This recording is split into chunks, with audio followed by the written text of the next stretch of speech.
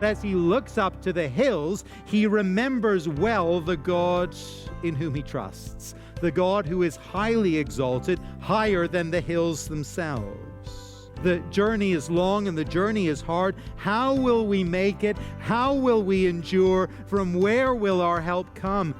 Welcome to Encounter the Truth with Jonathan Griffiths. I'm Steve Hiller. Glad you're with us as we continue our look at the Psalms. We've been highlighting or taking a look at different Psalms in this series. Jonathan, today we look at Psalm 121. Why is this one of the Psalms that you picked? Well, this is one of my favorite Psalms, I think, Steve. It's familiar to many. I think a number of attempts have been made to put it to music, and some of us will have sung this psalm as a song in various contexts. And it's a psalm that I think really speaks to the heart. The picture is of pilgrims making their way to Jerusalem from different parts of Israel to be in Jerusalem for a feast, and they're traveling through dangerous and hilly territory, and they're wondering, are we going to make it? Is it going to be okay? And as they wonder that, they look to the Lord and they cry out to him for his help. And it's a wonderful picture of the believer walking through all the ups and downs of life in this world, looking to the Lord for help on the journey and crying out to him. And for those of us who know the Lord and walk with him, we know that heart experience. It resonates with our heart. And I think this particular psalm just gives us encouragement to do that very thing, to look up to the Lord for his daily help on the journey. Well, let's get into that psalm then. As you just heard, Psalm 121 is where we're at. Grab your Bible, join us there as we begin lifting up our eyes. Here is Jonathan. Having spent so many years and decades enjoying relatively easy global travel, recent months of limited travel during the pandemic have been rather unsettling for all of us. We can't get to where we want to go, not without trouble and not without a fair bit of difficulty. The vacation, the business trip, the family visit, it's all become rather difficult, if not entirely impossible. Even traveling to some destinations within our own country has become beyond our reach. And we've heard the stories. Some of us have experienced the reality of terrible struggles to get home from far-flung destinations. What would have been a direct daily flight has now become a weeks-long challenge with many legs to the journey. Travel in the ancient world in the time of the psalmist was no easy thing. Often long journeys involved walking for days on end, walking through difficult terrain and through lawless territory. And journeying to a longed-for destination, it took courage and it took perseverance. And for the believer, it took faith. Our psalm this morning, the text upon which we are going to focus, is all about a great journey to a great destination and all the perils and all the challenges involved in getting there. Our psalm today belongs to a collection of psalms, a collection running from Psalm 120 through to Psalm 134, a collection called the Psalms of Ascents. They are all psalms that focus on the journey up to Jerusalem, the ascent to Jerusalem from the surrounding communities as the people of God traveled to the famed holy city to take part at the annual festivals at the temple. Now, the idea of ascending, of going up to Jerusalem, was not simply a geographical or topographical idea, that Jerusalem was simply higher in its physical location than everywhere else. The idea was actually more profound than that. It was that Jerusalem was higher in stature than other places. It was more important than other places. We don't tend to talk like this in North America, but I noticed this actually quite a lot in the UK. If someone from another part of the country, be it the north or the south, the east or the west, if someone from outside London was traveling to London, they would often talk about going up to London. Going up because London is, well, an important place. If a student in the old days traveled to Oxford to begin a new term of studies, people would say, he is going up to Oxford. She is going up to Oxford, not because Oxford is at a high elevation, it's in the Thames Valley, but rather because it was seen as an important place. The Psalms of Ascents speak of the journey of the people of God as they go up to Jerusalem to enjoy the Lord's presence at his temple. You and I are not on a literal pilgrimage to the earthly Jerusalem, of course, but this psalm, it doesn't just serve as an ancient travel log that is a piece of historical information and interest for us. No, you and I today, we know what it is to be on a journey to the place of God's immediate presence. We know what it is to be pilgrims, to be travelers, longing for our final destination, weary from the journey, anxious to arrive. And for us, as we read this ancient psalm, our heart resonates with the heart of the psalmist. And as we read these words and give attention to what the psalmist expresses, we learn to place our confidence. We are reminded to place our hope, the grounds of our security, in the God who watches over us on our journey. When we study the Psalms, we don't often look at the context, the surrounding Psalms. We tend to read each Psalm, I think, as a sort of standalone unit. But this little grouping of Psalms, 120 to 134, it is presented as a kind of defined group for us. All of these Psalms have this little heading, a song of ascents. And I think it makes some sense to see the first of these Psalms, the first three anyway, as a kind of opener to the group of traveling songs, songs to sing along the way, songs to sing on the journey. And it's really interesting, I think, to look at these openers, these three together. As a group, these first three Psalms of Ascents, they are a rich introduction to these journeying songs. Just notice with me what the first one is all about, Psalm 120. It is a cry for deliverance. The psalmist is living in a place that he's finding hard. He's living in a dark land among enemies. Let me just read it briefly. It's a short psalm. In my distress I called to the Lord, and he answered me. Deliver me, O Lord, from lying lips, from a deceitful tongue. What shall be given to you, and what more shall be done to you, you deceitful tongue? A warrior's sharp arrows with glowing coals of the broom tree. Woe to me that I sojourn in Meshech, that I dwell among the tents of Kedar. Too long have I had my dwelling among those who hate peace. I am for peace, but when I speak, they are for war. The journey up to Jerusalem, it starts with a sense of unrest in the psalmist's heart, a sense of unrest with where he is living at the present time. Meshech refers to a people near the Black Sea, and Kedar was a people living in the Arabian desert. And the point is, I think, that these are Gentile territories. The psalmist is not in the Lord's land and not in the Lord's presence and not among the Lord's people. He's finding it hard. And so the journey begins with a longing for deliverance. It begins with a weariness with this world. It begins with a longing to be with the Lord and to be among his people. And then, of course, the journey, it takes us to Jerusalem.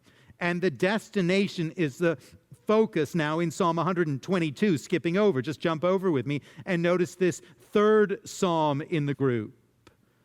I was glad when they said to me, let us go to the house of the Lord.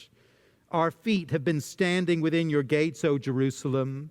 Jerusalem built as a city that is bound firmly together, to which the tribes go up, the tribes of the Lord, as was decreed for Israel, to give thanks to the name of the Lord. And it goes on, speaking of the destination, speaking of Jerusalem itself.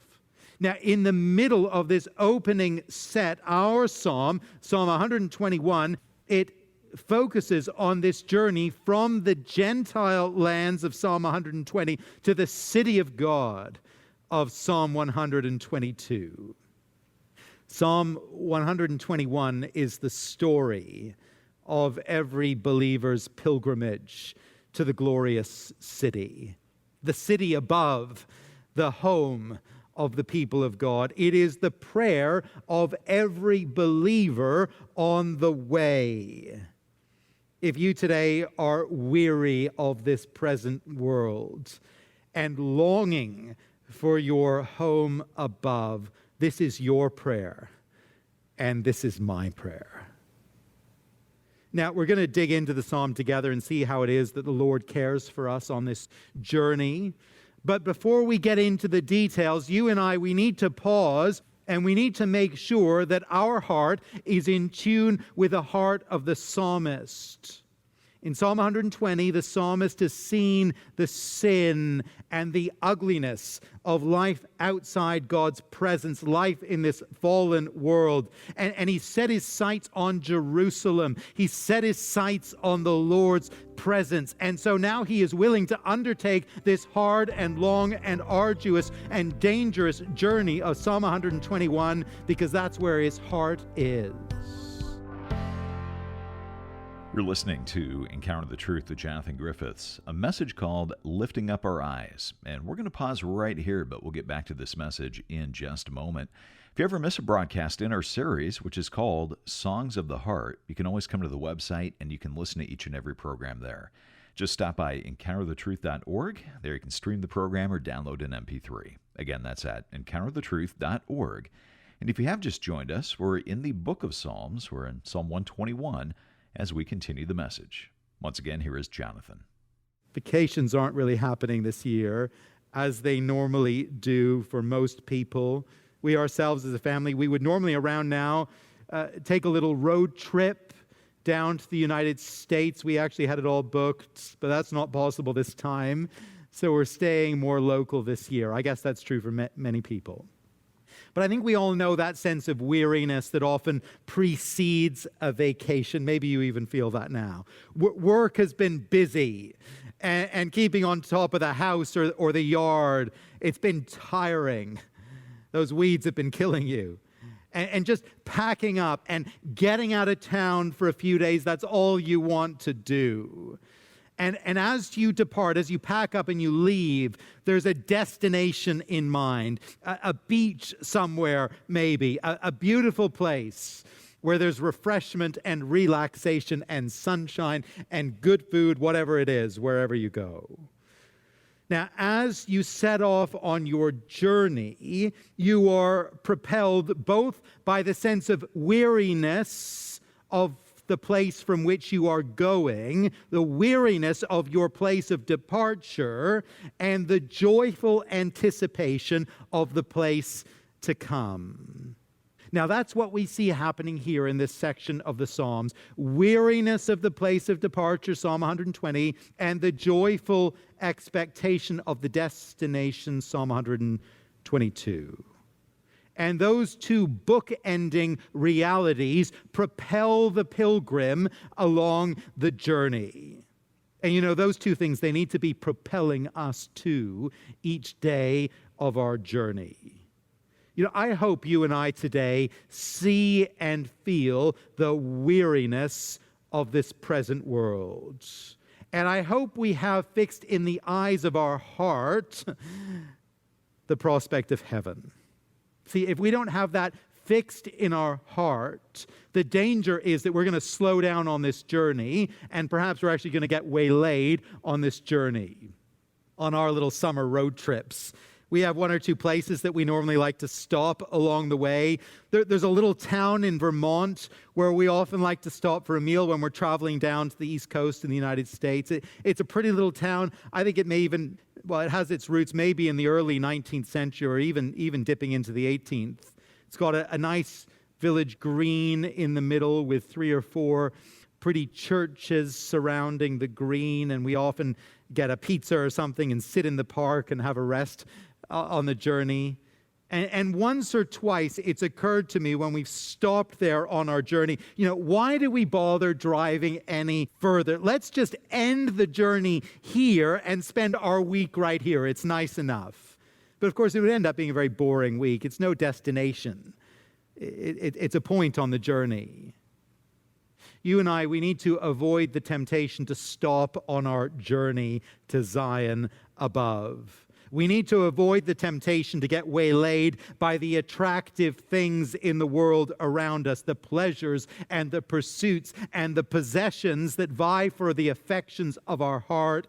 We need to keep our sights set on the great destination before us. We need to keep traveling this long and sometimes weary road of pilgrimage to heaven itself. And if we're doing that, if that's where our heart is at, our heart is going to resonate with the psalmist in Psalm 121. Well, now to the journey of this great psalm. This weary and perhaps somewhat fearful pilgrim begins the psalm with a cry for reassurance and a cry for help. I lift up my eyes to the hills. From where does my help come? Traveling on rough and precarious roads through mountainous territory was a challenging thing. And bandits could well hide in the hills and threaten the pilgrims on these routes that were probably unpatrolled. As the pilgrim looks to the shadowy hillsides, as the sun begins to set, he might well have a sense of fear. Who's going to help me if the bandits emerge from the cave?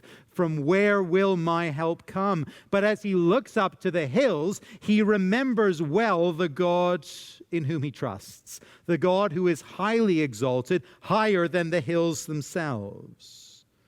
It is this great question that underlies the psalm. The journey is long and the journey is hard. How will we make it? How will we endure? From where will our help come? And the rest of Psalm 121 is really an answer to that question. In fact, you notice that the voice changes. The speaker changes after verse 2. The pilgrim asks this question in verse 1. He answers it for himself initially in verse 2, the Lord is my help. But then the voice changes, verse 3. He will not let your foot be moved. The Lord is your keeper. And so on. It's as though journeying companions, fellow pilgrims on the way, now remind the believer of who the Lord is and how he is able to help. Well, where then does our help come from? Who will help us on our weary pilgrimage to heaven above? Who will help you and who will help me if we are tired or fearful on the journey? Well, the psalmist tells us that our help comes from the Creator God. That's the first thing, verse 2. My help comes from the Lord who made heaven and earth. When we're in situations of urgent need, it's vital to know that we are receiving help from someone who has actual power to intervene. If you face terrible injustice, you don't just need a sympathetic friend to hear your case. You need an officer of the law, or even better, a judge. When you face grave illness or injury, you don't just need a concerned neighbor. You need a skilled clinician. You need a doctor. You need a specialist. You need a surgeon. When on a long journey, if your car breaks down in the middle of the night, in the middle of nowhere, you don't just need a kindly passerby. You need someone with a tow truck, someone with mechanical knowledge, someone who can provide real and substantial assistance. When in the middle of life's journey, you face circumstances that threaten to overwhelm you or destroy you, circumstances that frighten you, circumstances that grieve you beyond any earthly comfort. You need not simply sympathetic friends and listening ears. You need someone truly powerful to come to your aid. The psalmist asks himself the question, from where does my help come? And the answer is this: my help comes from the Lord who made heaven and earth. This is quite a famous and familiar verse. It's been turned to song on a number of occasions, and its familiarity could just blunt its force for us. But consider what's being said. This one weary pilgrim on a dusty mountain road in the middle of nowhere thousands of years ago, possibly isolated, probably vulnerable, lacking protection. This pilgrim has help not in the local farmer down the road, not in the passing traveler, not in the king's agent who may from time to time patrol the roads. His help comes from the Lord himself, the covenant God of Israel, the friend of his people, the protector of his children, the God who made heaven and earth. We all know that in a very unequal and sometimes very unfair world, people with good connections tend to get things done.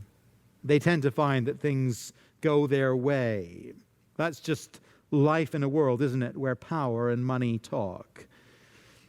I've mentioned these before, but some time ago I saw a series of photographs that the White House photographer had taken of John F. Kennedy's children playing in the Oval Office. There's something quite touching about these photographs, seeing John Jr., poking his head out from the resolute desk while his father talks to someone else on the phone, talking maybe with the president of another nation or having a quick word with the Secretary of Defense. You can maybe just picture it.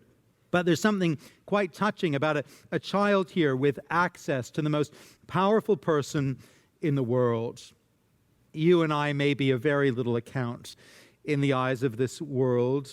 We may not be well connected to powerful people, but if we belong to God through Jesus Christ, here's the reality, here's the wonderful truth. We have access to the throne room of heaven. Our helper is the maker of heaven and earth. We may feel that our needs are very, very big at the present time. It may be that you are facing a crisis today that you fear may overwhelm you, may derail you, may throw your very journey off course. You may be traveling through a valley that is so deep that you think prayer has now become useless because there is no way that God can do anything with this, no way that he can intervene helpfully anymore. But here's the simple reminder. The God upon whom you and I call in prayer, he is the maker of heaven and earth. I don't know if you're familiar with John Newton's hymn, "Come, my soul, thy suit prepare." I don't think I've ever heard it sung, actually. But its words are somewhat familiar, and it captures well the spirit of this psalm, especially the truth of verse 2. Let me just share with you the first two verses. Newton writes this: "Come, my soul, thy suit prepare." Jesus loves to answer prayer. He himself has bid thee pray. Rise and ask without delay. Thou art coming to a king. Large petitions would thee bring. For his grace and power are such, none can ever ask too much. Our help, it comes from the Creator God. What would you ask of him? What need you ask of him, even today?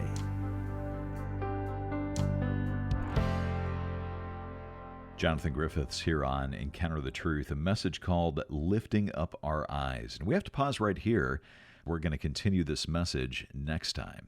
If you ever miss a broadcast, you can always come to the website and you can listen online. It's encounterthetruth.org, and you can stream the program or download an MP3 for free. We're a listener-supported broadcast, and that means we depend on your generosity to keep Jonathan's teaching on this station. And as you give a gift of any amount this month, we want to say thank you by sending you a book written by Jeremy Marshall. It's called Hope in the Face of Suffering. It's simply our thank you gift to you as you give a financial gift of any amount this month. You can find out more or give online at encounterthetruth.org or call us at 833-99-TRUTH. That's 833-998-7884. or again, it's encounterthetruth.org. Well, thanks for listening today, and I hope you'll join us next time.